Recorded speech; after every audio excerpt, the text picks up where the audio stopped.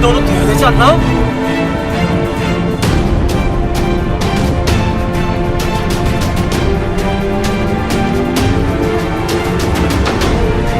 저 내려놓고 하세요.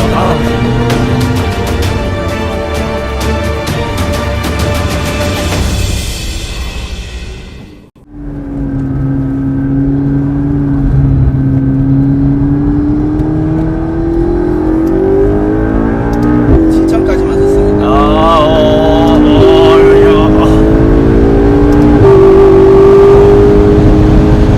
정말 호쾌하네요.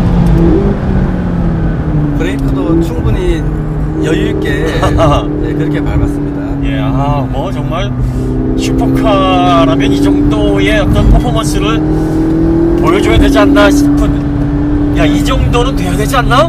뭐 이런 과시를 하는 것 같아요. 교과서적인 정답을 보여주는 거죠. 네.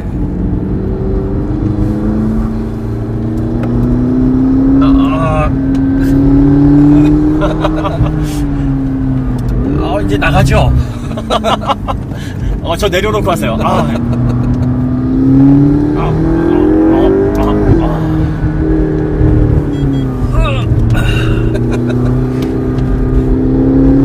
근데 이 시트가 네. 잘 못 잡아준다니까요. 아니, 시트 생각보다 잘 잡아주는데 지금 저는 막 이리 치고 저리 치고 난리도 아니에요 지금. 지금 6,000rpm까지밖에 안 썼어요. 아웃.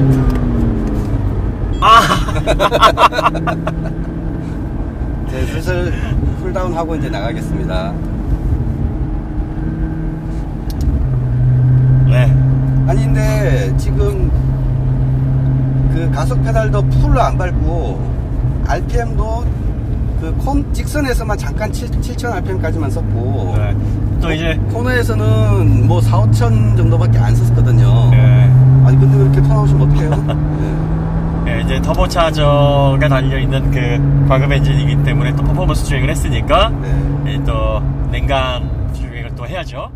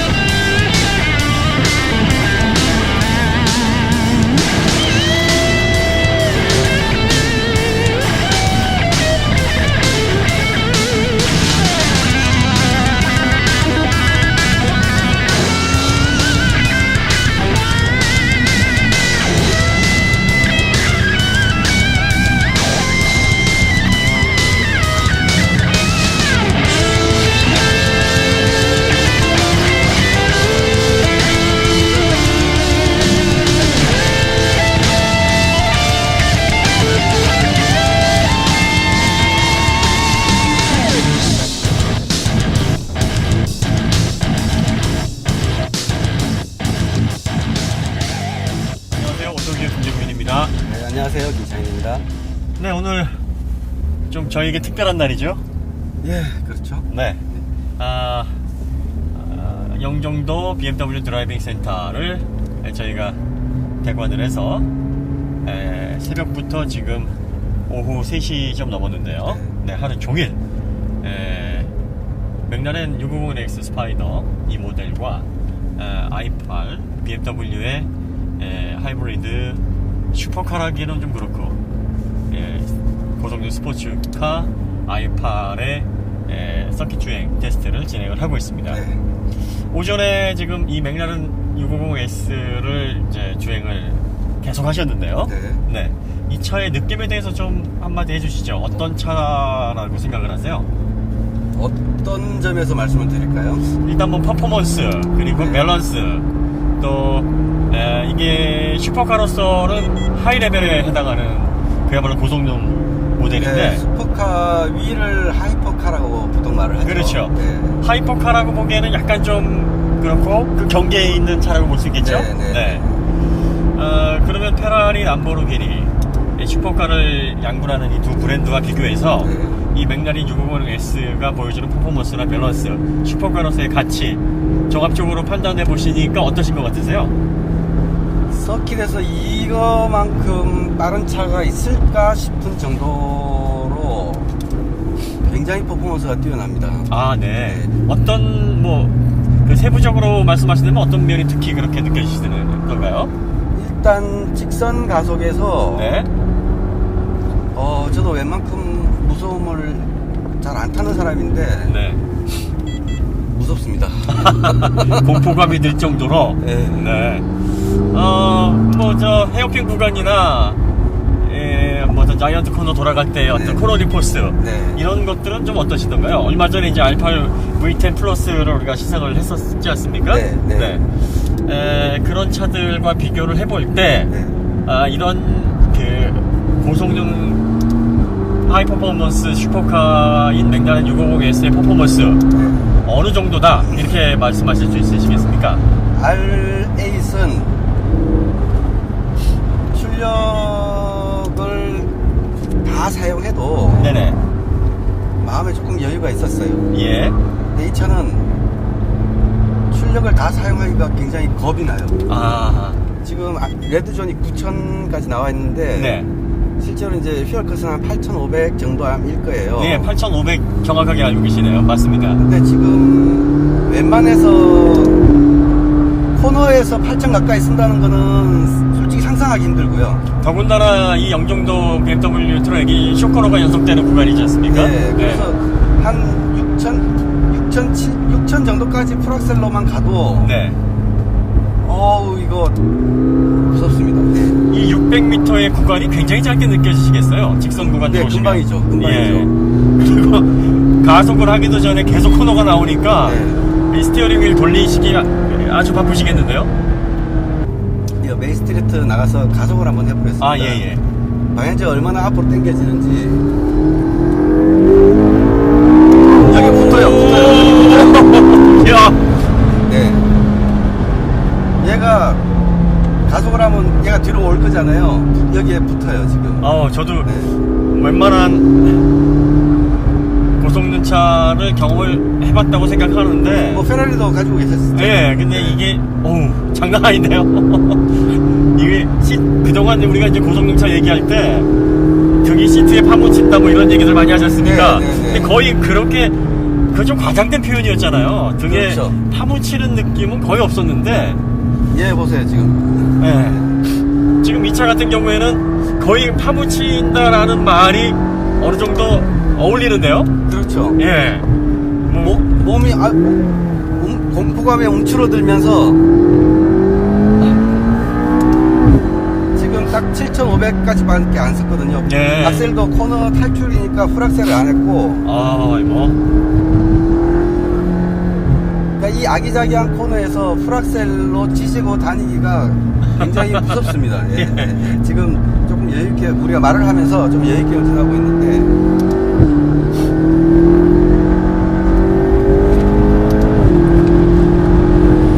브레이크를 밟을 때 앞으로 쏠리는 걸 한번 보세요.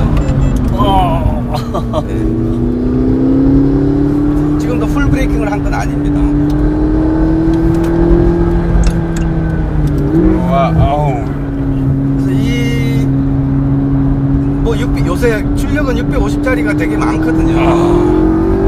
근데 중요한 거는 얘 무게가 1300kg밖에 안 된다는 거. 아, 그럼요. 그 슈퍼카에서 가장 중요한 게 또 이제 무게인데, 네. 출력이 아무리 높아도 사실 무게가 가볍지가 않으면은 그 출력을 제대로 낼 수가 없죠. 그렇죠. 예. 보통 슈퍼카들이 뭐 1500kg, 1600kg 막 이렇게 되거든.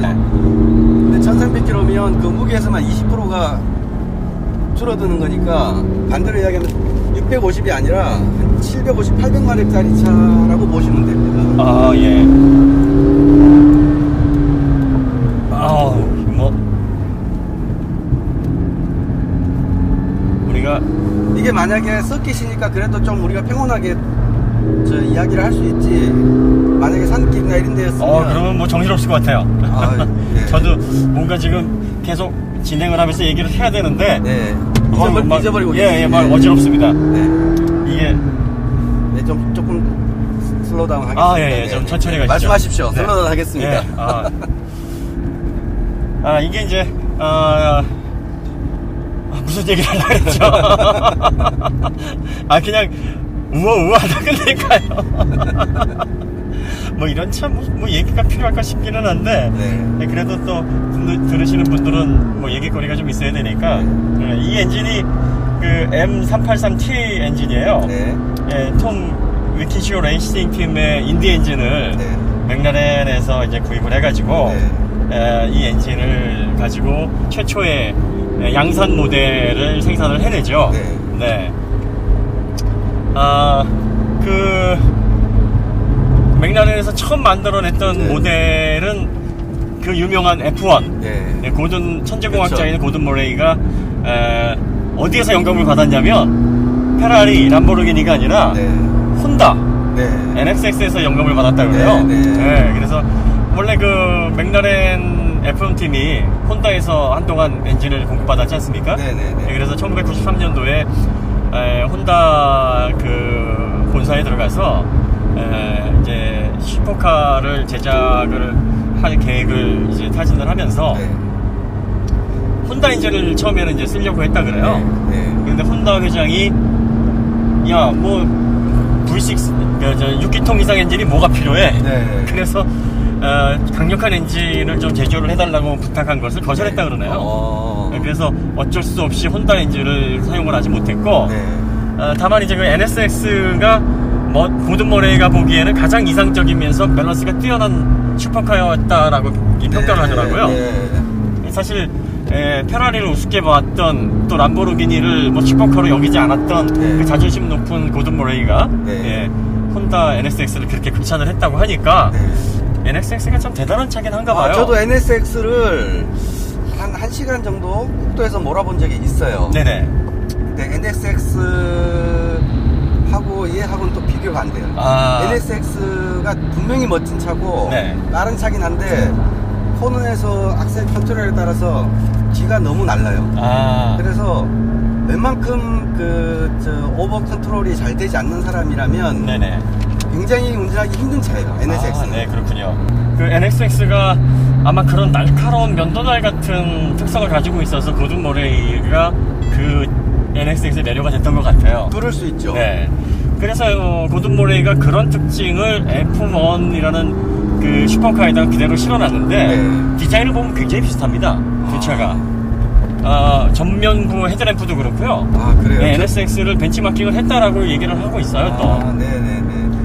또 그 F1이 그 정말 그 달리기 위한 목적으로 개발이 된 모델이지 않습니까? 네. 그래서 엔진 같은 경우에는 혼다에서 엔진을 못 구해가지고 네. 결국은 이제 BMW로 가서 엔진을 구했다 그래요. 네. 그래서 6000cc V12 엔진을 구했는데 네. 그때 BMW에서 그 엔진을 왜 만들었었냐면 네. 혹시 BMW 8 시리즈 기억나시죠? 예. 네. 그 BMW 8 시리즈를 만든 다음에 BMW가 M8을 만들려고 했었어요. 네. 그런데 고성능 모델 쿠페를 만들면서 8 시리즈가 그다지 신통치가 않아가지고 네. M8 프로젝트가 무산이 됐죠. 그래서 엔진만 만들어 놓고 쓰지를 못하고 있다가 네. 고든 모레이가 그러면 우리를 좀 줄 수 있겠느냐. 네. 그래서 그 엔진을 F1에다가 실어 놓습니다. 네. 그래서 616마력의 출력으로 네. 무려 391.02km라는 네. 기록을 세우게 돼요. 어. 그래서 그 94년에 세웠던 그 기록이 네. 2005년까지 깨지질 않았었어요. 그 기록을 깬 차가 바로 그 부가티의 그 유명한 베이론이죠. 아, 그래요? 네. 근데 이게 부가티 베이론하고 또 그 다음 나온 SSC 얼티메이트 에어로 TT가 이제 그 기록을 깼는데, 부가티 베이론은 터보차저를 4개나 달고 있었단 말이에요. 네. 그런데 F1은 자연흡기 엔진으로 네. 순수하게 엔진 힘으로만 자연흡기 구조에서 391.02km의 속도를 네. 꼽아냈다는 거죠. 그 기록은 아직도 깨지지 않고 있어요. 자연흡기에서는 최고봉입니다. 그러겠죠. 네. 얼마나 이 차를 만드는데 공을 들였냐면, 네. 규격 부품이 마음에 들지 않는다고 해서 네. 부품 7,000개를 만들었다 그래요. 독자적으로. 네, 그리고 그 엔진룸을 네. 냉각 효율을 높이기 위해서 금도금을 했다 그래요. 아. 그러니까 아마 이 차를 가장 성능을 높이고 최고의 어떤 퍼포먼스카를 만들기 위해서 네. 할 수 있는 건 다 한 거죠. 그래서 가격이 뭐 어마어마하게 비싸가지고 대당 11억이 넘었다 그래요. 그래서 당시에 뭐 한 100대 정도밖에는 판매가 되지 않아서 네. 상업적으로는 큰 성공을 거두지는 못했죠. F1이라는 차를 통해서 이제 창시자였던 브루스 맥라렌이 양산차를 만들겠다라는 꿈을 처음에 이제 실현을 한 다음에, 그 다음에 이제 맥라렌이 메르세데스 벤츠와 1999년에 손을 잡습니다. 혼다 이후에 메르세데스 벤츠가 이제 엔진의 새로운 공급자로 활동을 하게 되면서 벤츠가 맥라렌과 손을 잡아서 이제 슈퍼카 프로젝트를 진행을 하게 되죠. 그래서 나온 차가 뭘까요? 맥라렌 SLR. 그렇죠. SLR 맥라렌. 그걸 그 매브리코, 화살코, 실버에로.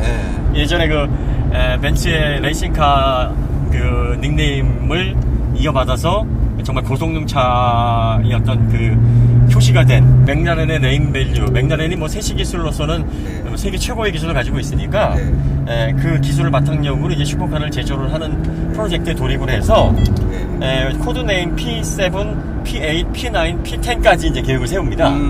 그래서 P7이 바로 SLR 맥라렌 초창기 초기 모델이었죠. 그래서 맥라렌은 P자라는 말이 많이 붙네요. 지금 현재 맥라렌의 최고봉이 P1이잖아요. 그렇죠. 그리고 이 모델 같은 경우에는 코드네임이 역시 또 이것도 P로 시작을 해요. 그래서 뭐 P11, P12 뭐 이런 식으로 나가는데 그때 이제 메르세데스 벤츠와 슈퍼카 계획을 세우면서 P7은 SLR 맥라렌을 P7으로 이제 개발을 했고요. P8은 이제 맥라렌의 저가형 버전이었고, P9이 SLS를 미드십으로 거링도로에서 만들겠다라고 계획을 세웠었습니다. 그리고 이제 P10이 SLR의 후속 모델, 풀체인지 모델을 이제 계획을 하기 위해서 그렇게까지 계획을 세웠다가 2005년도에 둘 사이가 틀어져 버려요. 틀어져 버리는 가장 주된 이유가 이제 고든 모레이 자체가 이제 너무 장인 정신에 의해서 슈퍼카를 돈 생각하지 않고 만들지 않습니까? 근데 메르세데스 벤츠 입장에서는 좀 남아야 장사를 하는 양산차 브랜드니까, 그렇죠. 야, 왜 이렇게 돈을 많이 쓰냐? 그렇죠. 이거 팔아서 돈 남겠냐? 그렇죠. 뭐 이런 식으로 의견이 또 조율이 안 됐다 그러고, 사실 그때 이제 메르세데스 벤츠도 맥라렌의 어떤 네임 밸류가 필요하긴 했지만, 또 슈퍼카를 제조할 수 있는 충분한 능력을 가지고 있었던 제조사였기 때문에, AMG를 이제 2005년대에 완전히 자기 자회사로 끌어들이면서 이제는 독자적인 스포츠카를 만들어내겠다라고 해서 사실 맥라렌을 거의 팽치다시피 트집을 잡은 것도 없지 않아 있어요.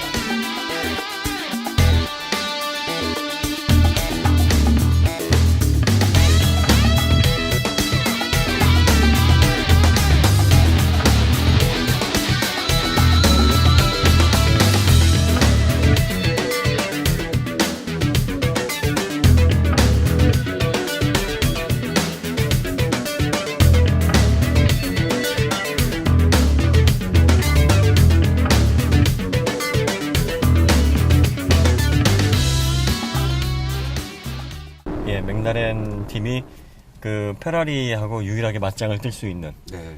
최근에는 뭐 F1에서 죽을 쓰고 있죠. 아, 과거에는- 그래요? 요즘 예, 제가 F1을 잘 안 봐서. 요즘에는 네. 좀 죽을 쓰고 있는데 그래도 과거에는 그 뭐 우승도 많이 했고 네. 유일하게 페라리를 견제할 수 있는 그런 그 탁월한 팀으로서 이제 활동을 해왔고요. 맥라렌 팀에서 유명했었던 사람들 뭐 그 니키 라우다라든지 네. 알랭 프로스트라든지 또 그 유명한 아일톤 세나 네. 예, 뭐 이름만 들어도 기라성 같은 그런 드라이버들이 있었죠. 영화 하나 있었죠. 예, 제임스 헌터하고 그 리키 라우다 경쟁 구도의 어떤 그 스토리를 담은 영화 러시라는 영화 맞습니다. 있었어요. 맞습니다. 예. 네, 네. 이 자동차 매니아에게는 굉장히 네. 예, 박진감 넘치는 영화였는데 히트를 못했어요 이게. 아, 그래요? 그래서 히트만 했었으면 또 알랭 프로스트하고 아일턴 세나 그 경쟁 구도의 또 영화가 나왔을 텐데 예, 좀 아쉬웠죠. 예, 아일턴 세나가 34살 때 그 사고로 사망을 하지 않았습니까? 네. 예, 94년에 그 산마리노 GP에서 이제 사망을 했었는데 그 아일턴 세나가 맥라렌의 그 F1 첫 차를 네. 예약을 했었어요. 음. 그래서 94년에 그 차가 나오기 직전에 네. 사고로 사망을 하는 바람에 아쉽네요. 네. 그 차를 타는 모습을 우리가 볼 수가 없었죠. 네. 네. 정말 애석한 일입니다. 음. 지금 현재 맥라렌은 맥라렌 오토모티브하고 네. 맥라렌 레이싱 팀이 뭐 전혀 다른 별개의 회사예요. 그러니까 1999년도에 이제 론 데니스가 회사를 분리를 하면서 네. 양산차를 만드는 회사를 완전히 이제 분리를 하게 됩니다. 네. 그리고 만수르 오제가 25%. 그 만수르는 우리가 잘 아는 그 아는 만수르가 만수르. 아니고 네. 아, 아닙니까? 그 태고 오이어 아, 그래요? 예, 사실 네. 만수르 네. 오제 그 얘기하죠. 네. 그래서 그 맥라렌 팀 보면은 주요 드라이버들이 다 태고 오이어 시계 광고에 나오고 그러지 않습니까? 예. 그리고 론데네스가 25% 지분을 가지고 있고 그다음에 바레인의 그 군쿠 펀드 인타칼라트가 또 50% 네. 지분을 가지고 네. 있어요. 그런데 얼마 전에 최근 11월 얼마 안 됐죠. 론데니스가 그 회장에서 또 축출됐다고 하네요. 예, 그러면서 내부적인 갈등 때문에 만수르 오제가 이제 가장 강력한 그 개인 그 대주주기 때문에 둘이 알력 싸움이 좀 심하거든요. 그래서 론데니스는 또 이사회로서 영향력을 계속 발휘할 것이다. 네. 뭐 이를 갈고 있는 그런 상황인 것 같습니다.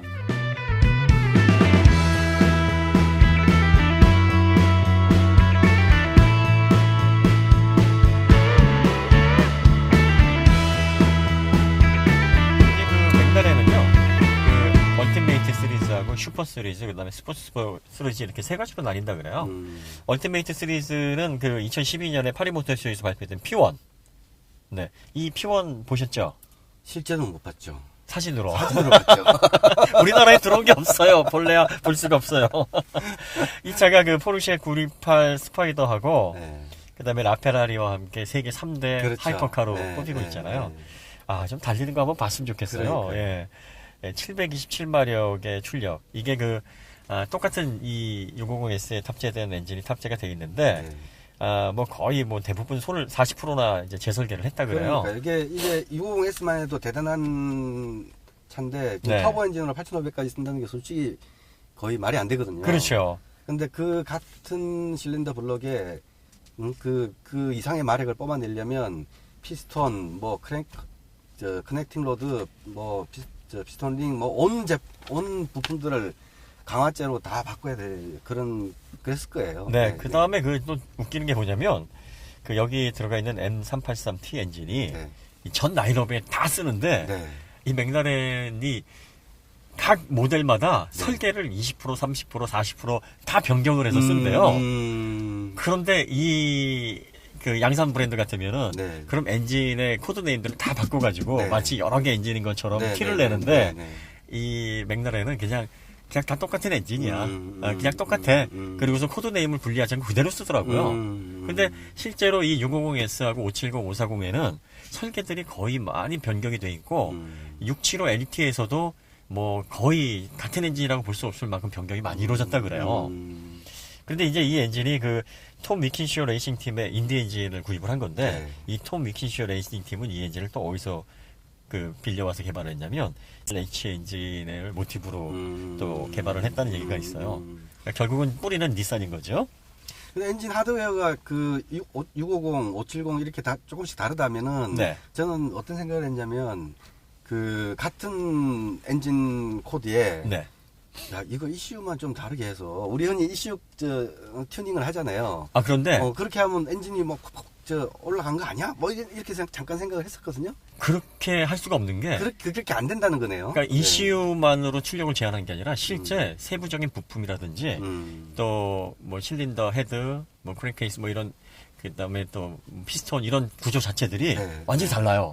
예, 그래서 무게가 다르답니다. 그래서 그래서 그 675 LT 같은 경우에는 이 650S 엔진보다 6.9kg나 덜어냈대요. 그러니까 실제로 같은 엔진이라고 보기가 어려워요. 그런가 네. 네. 네. 그런데도 코드네임은 같이 가고 있다는 거. 그러니까 우직한 레이싱을 통해서 기술 개발을 하는 업체다운 모습이죠. 맥락에 또 놀라운 것 중에 하나가 네. 지금 이 차로는 좀 심하게 오랫동안 달리지 않았는데 네. 그 트랙데이 할 때 보면 저 참가자들도 풀 파워로 네. 계속 달릴 수 있게 하고 네. 그 인스트럭터가 운전하는 차를 동승할 때도 네. 인스트럭터가 쉬지 않고 네. 그 동승자를 계속 번갈아 가면서 네. 계속 풀로 달리거든요. 네. 근데 차가 멀쩡해요. 아. 네. 터보차저 엔진인데도 그 내구성이 정말 그걸 보면서 정말 엄청나게 만들었구나 네. 라는 생각을 했었습니다. 아, 그렇군요. 근데 뭐 지금 이거는 개인 소유 차이기 때문에 우리가 그런 내구성 테스트를 할 건 아니죠. 아, 그럼요. 네. 그러면 안 되죠. 네. 자, 이제 서킷에서 이제 네, 나가겠습니다. 네. 아, 네, 수고하셨습니다. 네. 뭐 서킷에서 나가는 게 이렇게 좋네요.